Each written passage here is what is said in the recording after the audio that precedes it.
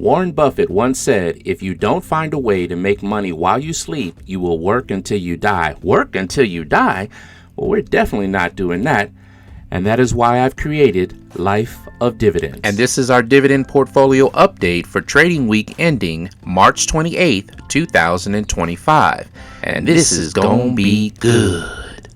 Let's go. Okay, so before we get started in covering the moves that I made this past week, I wanted to cover a topic that's pretty controversial within the dividend ETF community. And let me just tell you, this is how Life of Dividends sees the dividend income ETF opportunity. So let's get started. Understanding the dividend income ETFs. From Life of Dividends perspective, this is the way I see the dividend income ETF opportunity. Income ETFs are perfectly and simply defined as being an investment vehicle by which to generate income, just like income stocks, income mutual funds, etc. Now keep in mind, income dividend ETFs are not growth funds. I say again, they are not growth funds.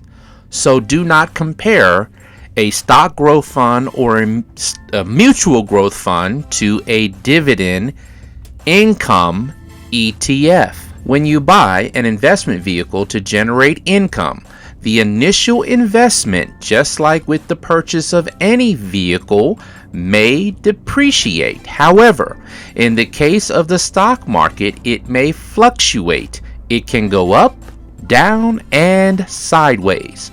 None of this matters when it comes to an income investment vehicle.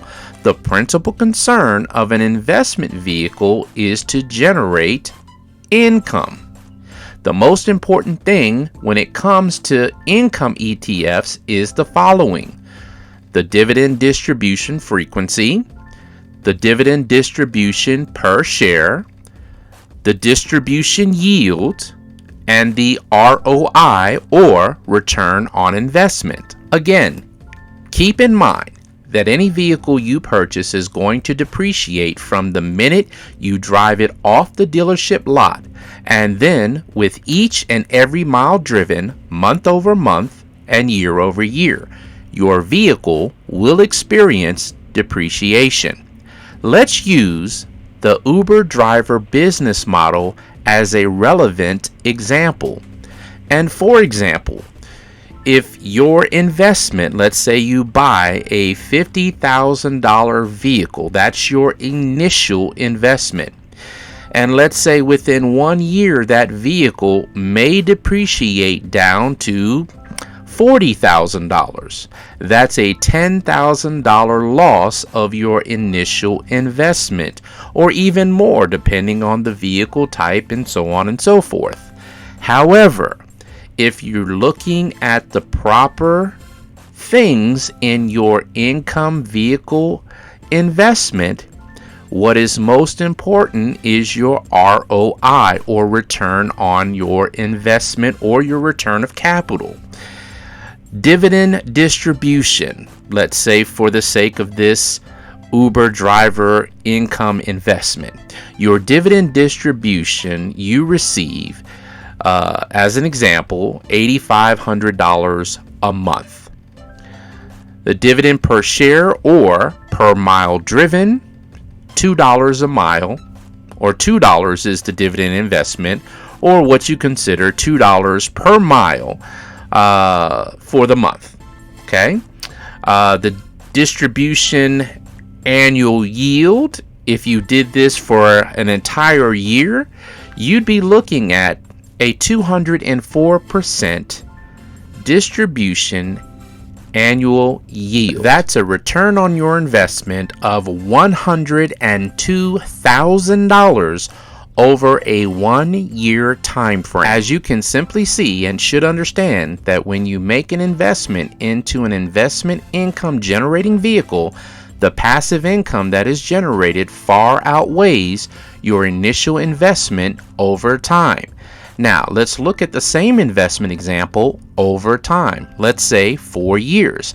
You've got a Ford Explorer here. Let's call her Misty or MSTY, for example. Your initial investment to purchase this vehicle brand new off the dealer's lot, heck, let's call it the dealer's showroom, is $50,000. Within 4 years, that vehicle may depreciate down to $17,500. Yes, that is a $32,500 loss of your initial investment, or even more depending on the market. However, the great part of this, your ROI or return on investment, as you see here, for example, total dividend distribution you receive is $102,000 annually. That's every year. Total dividend per share annually is $24 per share. Okay, and that's based on $2 per mile times 51,000 miles a year. And yes, Uber drivers do put those kind of miles on their vehicle because it's not about the miles. It's about generating income. Your distribution yield annually being 816%. I say again, 816%. Well, life of dividends, where do you get that from? Well, you get that from your ROI being $408,000 over a 4-year time frame. So if you take that $408,000 of income that has been generated over 4 years and you divide it by your initial investment of $50,000, you have 816% is what that yields.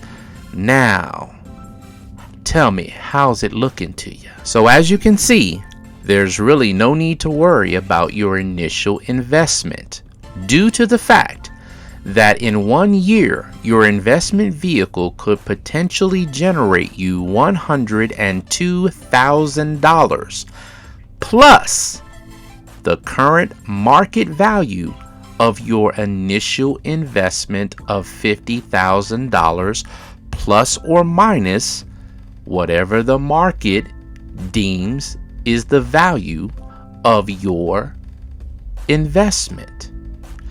Based on the example used and the investment vehicle's performance, if cashed out in 1 year, for example, passive income generated from your investment vehicle, $102,000 on an annual basis, plus the current market value of your initial investment after 1 year, could potentially be, with the $10,000 depreciation, could be $40,000.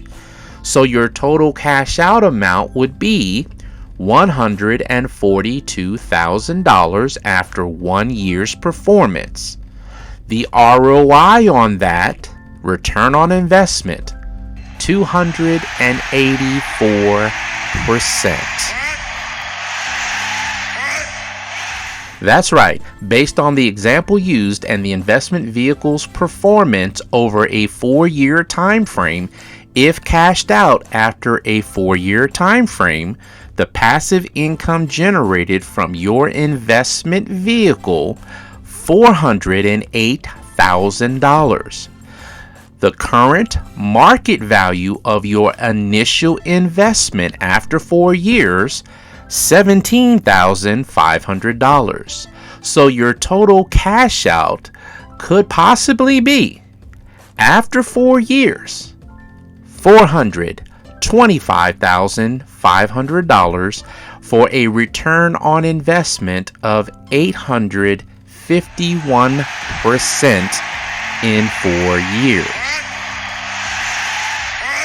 Now, I don't know about you, but that looks like a whole lot of growth to me. So now, just apply this mindset to your dividend income ETF investment and look at it through the proper lens. Alright, so jumping into Life of Dividends trading activity for week ending March 28th, 2025. As you can see here, per last week, March 21st, 2025, we had a balance in our Robinhood account of $9,295.22.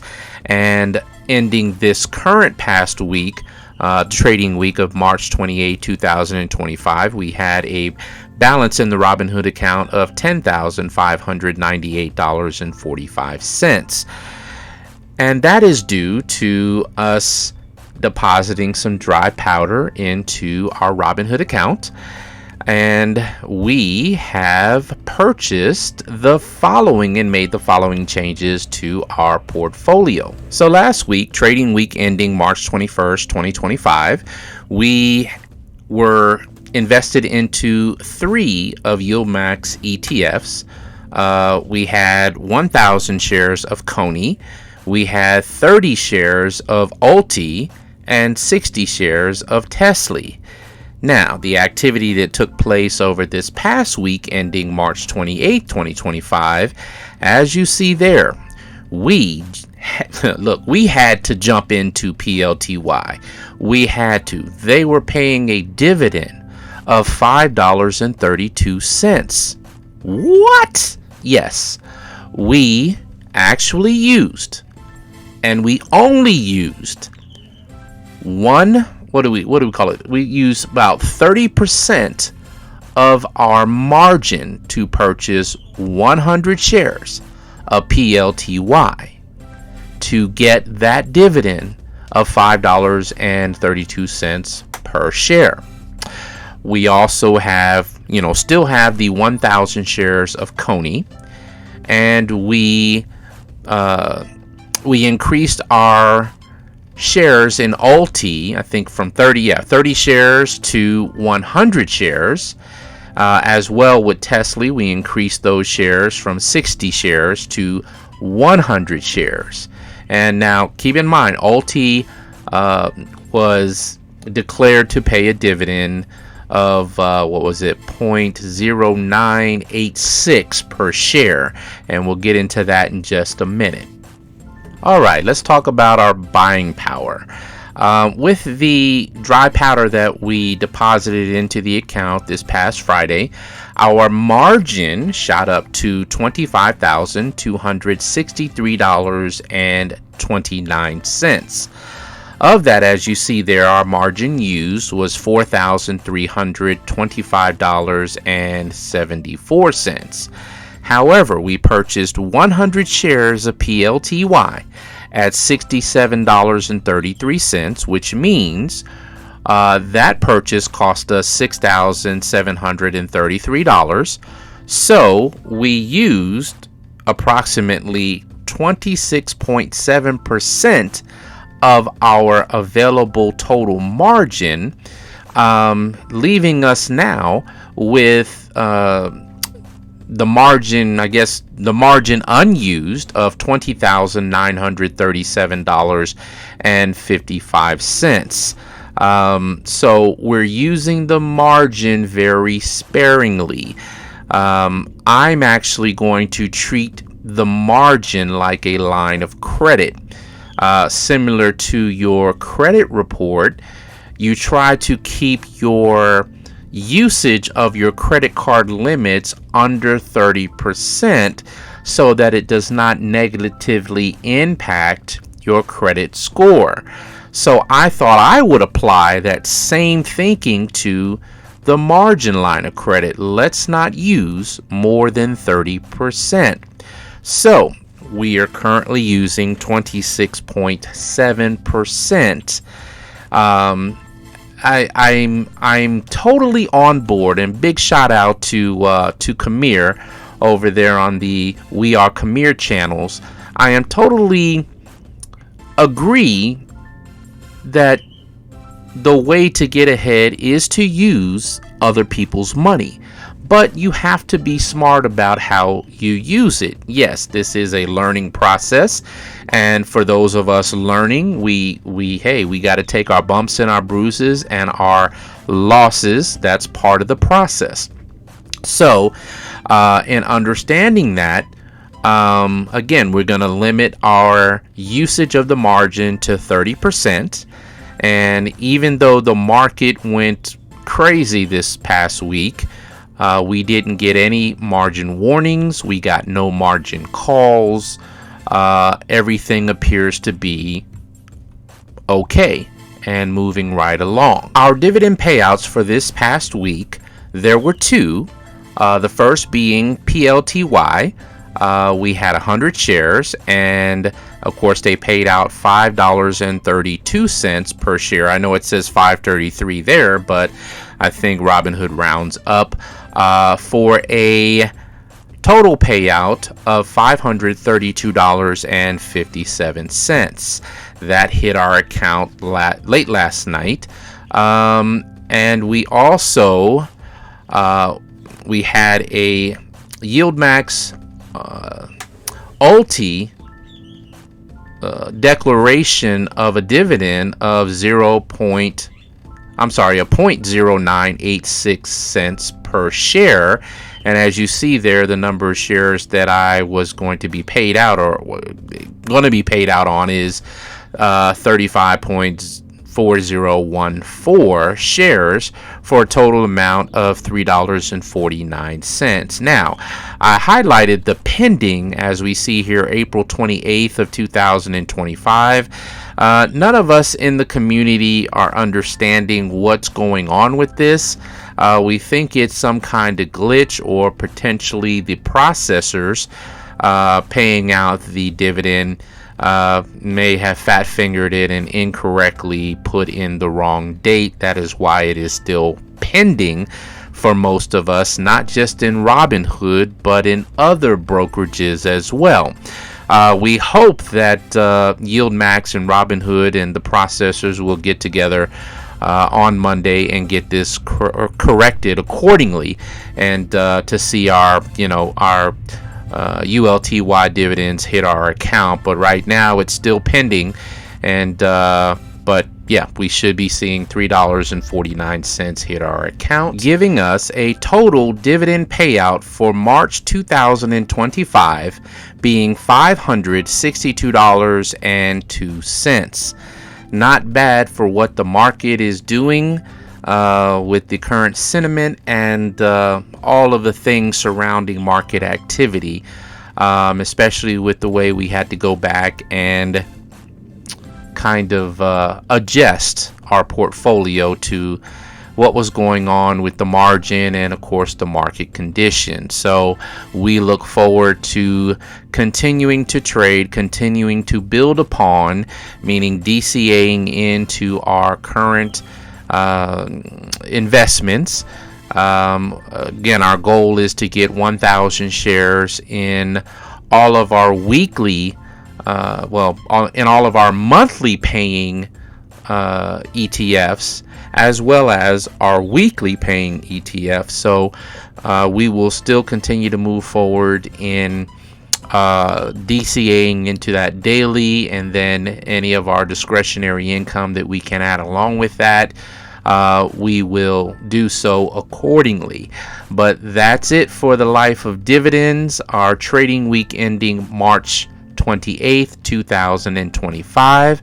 I look forward to talking to you all again in the Discord, or next weekend. We'll see what the market provides and brings to us in the coming week. Thank you guys for all tuning in and listening. And again, this is Life of Dividends, and it's the dividends by which we are going to build our life.